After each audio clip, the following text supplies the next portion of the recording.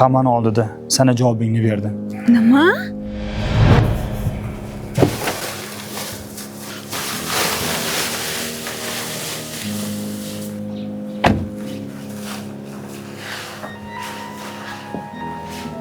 Tanishing, bular mana onam.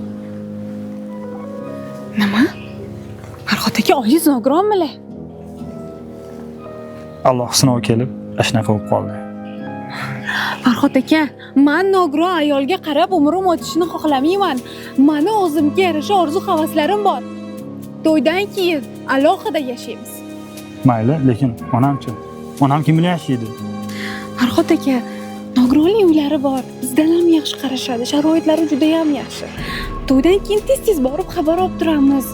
O'zimiz maza qilib yashardik. Bilasanmi? 30 yildan beri onam o'zlari yemasdan menga yedirdilar. Bolam hech kimdan kam bo'lmasin deb kecha kunduz ishladilar. Endi oyoqlari ishlamay qolganida nogironlik uyiga olib borib tashlayman. Farhod aka, men nogiron ayolga qarayman deb sizga erga tegmayapman. Meni o'zimga yarasha orzu-havaslarim bor. Senga oxirgi imkoniyatni beraman. Agar xohlasang, men shu uyda onam bilan birga yashaymiz. Nima desalar, shuni qilamiz.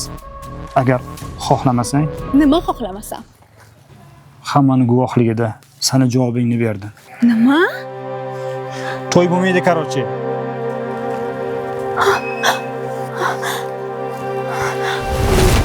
Bolam, meni kechir. Shunday quvonchli kuningda ham nogironligim pand berdi-ya. Ona, nima bunaqa deysiz? Biron qilgan amalimiz bor ekan, Alloh bizni bir asradi. Xotin topiladi, lekin ota-ona qadrini uni yo'qotganlar juda yaxshi biladi.